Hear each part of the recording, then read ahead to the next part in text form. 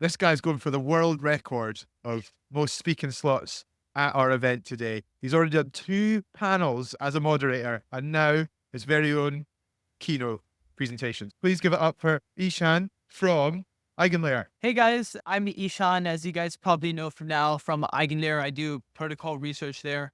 And today I want to talk about the endgame of Ethereum, which is how ZK proofs intersubjectivity come together and how we can convince the decentralized universe.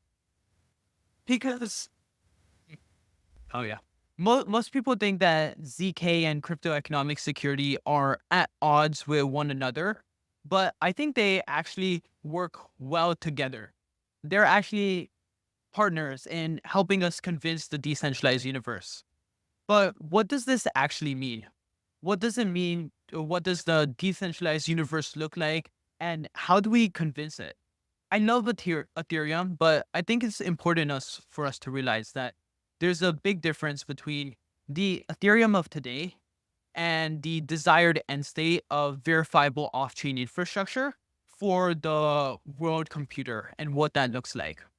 Ethereum is great at determining state transitions and ensuring that there were no double spend attacks. But you also have these core pillars of the world computer, like a privacy or censorship resistance, or solving the data availability problem that Ethereum on its own just doesn't do a great job of right now. And I think the reason why we're talking about this at Eigenlayer is because I see Eigenlayer's job as bringing together, like making it easier for people to build projects that bring us closer to this end goal of the decentralized universe. More formally, you have these many different types of faults. And see this modified diagram from the Eigenlayer white paper, which says there are different types of faults. There are your objective faults, which anyone can see, it's native to the chain, and you only need local information to be able to process it. So this is like our deterministic validity we were talking about. You have intersubjective faults, which are a bit more like they're not native to the chain, but any two individual humans would agree on. So as long as they're reasonable and honest actors. So things like what is the price of Bitcoin right now? You can come up with a formula to find the price of Bitcoin using different exchanges and come to an answer together. But that's not it. The price of Bitcoin doesn't live on the blockchain. It's not a hard fact that you can prove on Ethereum mainnet. And then we have non-attributable faults, which you can't really tell if, let's say you have privacy, you have this information that's secret, and you have many different people who hold partial keys.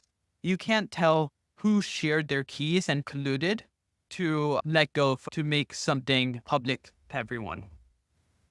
But what I want to show here is that between ZK and intersubjective staking, you can effectively resolve all three types of faults, or yeah, all five of these types of faults, and we'll go into them one by one. And here's just a simpler diagram.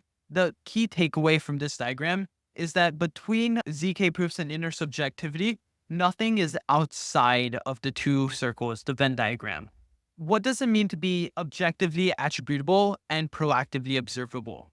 This means faults that, again, you can see with just local information, and you can also prevent them before they try to come into a block. If let's say Charlie is putting a double spend attack, he is trying to send 1 ETH to Amy, 1 ETH to Bob, then we can see this as a validator and we can prevent this. And you can solve these types of attacks with either like ZK proofs or intersubjective staking. You're probably going to use ZK proofs just because for this reason, which is ZK proofs, they use cryptography or effectively math to verify objective truths. And they're very good at verifying things for very cheap and making these proofs succinct, which means that it's easier for other people to verify than it is to originally prove. And they're also good at sealing all underlying information, which we'll talk about later. Yeah. And now you have objectively attributable faults that are only observable in retrospect. And what this means is, again, that a local validator can determine it, but they need to talk to everyone else to determine, let's say, what is the right fork, right chain that we want to be using, right fork of the chain. And so if you have a double signature or a reorg, you're unsure of what exactly is the correct fork without listening to what is the, let's say, the longest fork. So you still need to be tapped into the overall network.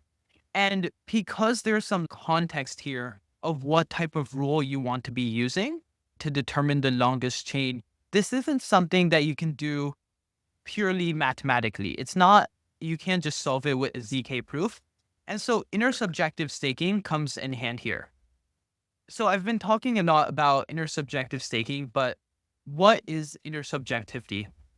And so I think let's dive into the two tasks. There's objective tasks, which are like, again, anyone knows based off of what is available on chain, and that's provable in math.